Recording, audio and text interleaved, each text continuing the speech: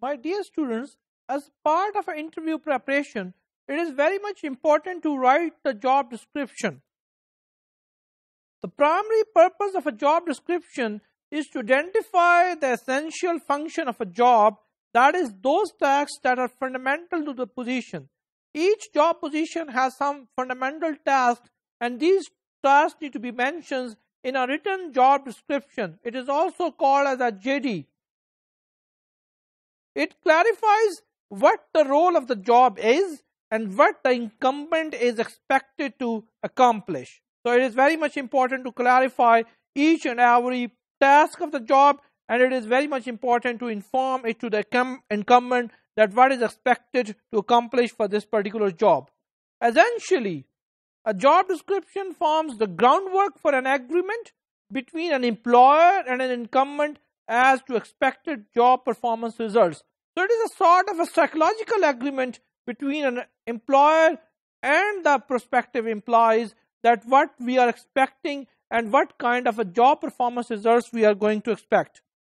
Every position in an organization should have a job description, and it must to have a job description. Some companies are not much interested to have a written job description, and they are not able to clarify that what kind of a job the person needs to perform in that particular position. So it's my humble suggestion that each and every company must have a job description for their position, whether that job description is a generic or it is specific. So generic job description and specific job description must be there. Some job positions which may have generic job description only.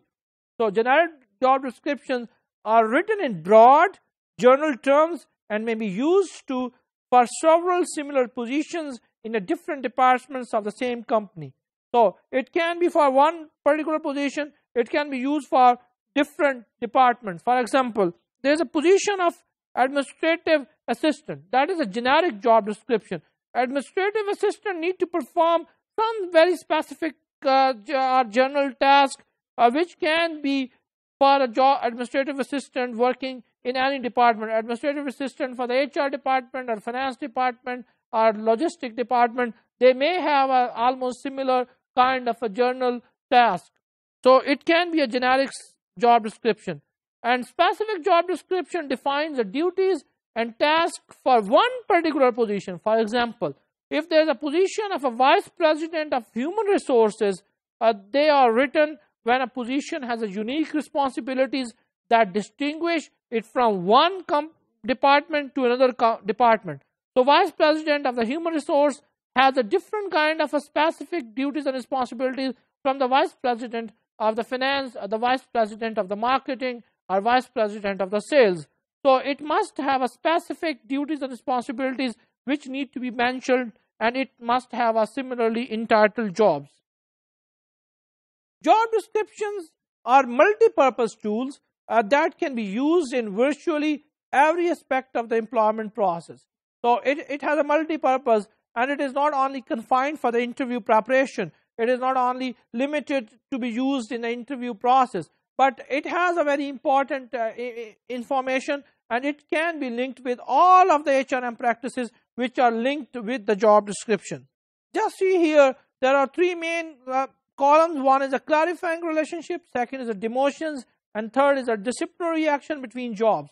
So if you look at the clarifying relationships column, there are a number of things that job descriptions is linked with. Employee orientation, it linked with interviewing, it must be linked with a performance appraisal, because you cannot appraise performance of the employees if you don't have an information about the job description.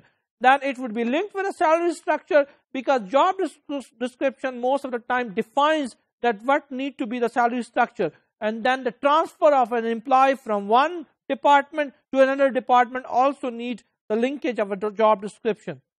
If you are going for a demotion, then how job description can be used? It can be used in the exit interview, it can be used in the job posting, it can be used for the promotions, selection, and workflow analysis as well.